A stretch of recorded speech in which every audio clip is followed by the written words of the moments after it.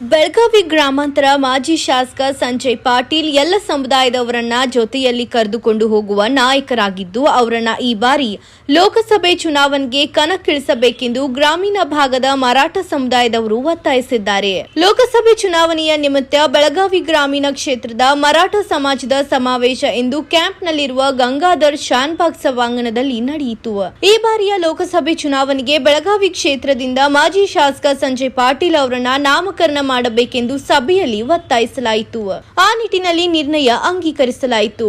ಈ ಸಂದರ್ಭದಲ್ಲಿ ಲೋಕಸಭೆ ಗ್ರಾಮೀಣ ಮಂಡಳಿ ನಿರ್ದೇಶಕ ಯುವರಾಜ್ ಜಾಧವ್, ಬೆಳಗಾವಿ ಜಿಲ್ಲಾ ಕೋಶ ಸಂಚಾಲಕ ದಿನೇಶ್ ಪಾಟೀಲ್, ಯಲ್ಲಪ್ಪ ಕುದುರೆಮನಿ ಗ್ರಾಮ ಪಂಚಾಯಿತಿ ಅಧ್ಯಕ್ಷ ಸಂಜಯ್ ಪಾಟೀಲ್, ಬೆನ್ಕನಹಳ್ಳಿ ಗ್ರಾಮ ಪಂಚಾಯಿತಿ ಅಧ್ಯಕ್ಷ ಯಲ್ಲಪ್ಪ ಪಾಟೀಲ್, ನಿಲ್ಜಿ ಗ್ರಾಮ ಪಂಚಾಯಿತಿ ಅಧ್ಯಕ್ಷ ಹೇಮಂತ್ ಪಾಟೀಲ್, ಮಹೇಶ್ ರೇಡೇಕರ್, ಸ್ನೇಹಲತಾ ಕೋಳೇಕರ್, ಅರ್ಚನಾ ಪಾಟೀಲ್, ರಂಜನಾತಾಯಿ ಪಾಟೀಲ್, ಕೋಲ್ಕಾರ್, ಬಿಜೆಪಿ ಜಿಲ್ಲಾ ಯುವ ಮೋರ್ಚಾ ಪ್ರಧಾನ ಕಾರ್ಯದರ್ಶಿ ಚೇತನ್ ಪಾಟೀಲ್, ಉಮಾ ದೇಸಾಯಿ, ಹನುಮಂತ್ ಪಾಟೀಲ್, ರಾಜು ಪೋತೆ ಸೇರಿದಂತೆ ಮರಾಠ ಸಮಾಜದ ಕಾರ್ಯಕರ್ತರು ಹೆಚ್ಚಿನ ಸಂಖ್ಯೆಯಲ್ಲಿ ಉಪಸ್ಥಿತರಿದ್ದರು. वतीने सर्वांचे विचार चिंतन मंथन ऐकल्यावर निर्धार करण्यात आला.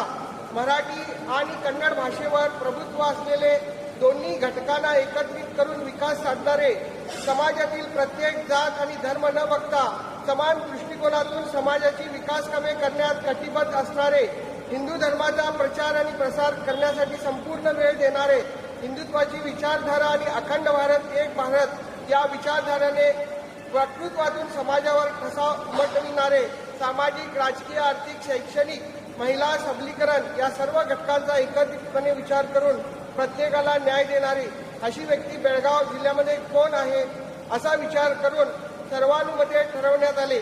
लोकसभेच्या निवडणुकीत भाजपाचे माजी जिल्हाध्यक्ष आणि भाजपाचे बेळगाव ग्रामीणचे माजी आमदार श्री संजयजी बी पाटील यांना भारतीय जनता पार्टीच्या वतीने बेळगाव लोकसभेची उमेदवारी द्यावी असे सर्वानुमते ठरवण्यात आले.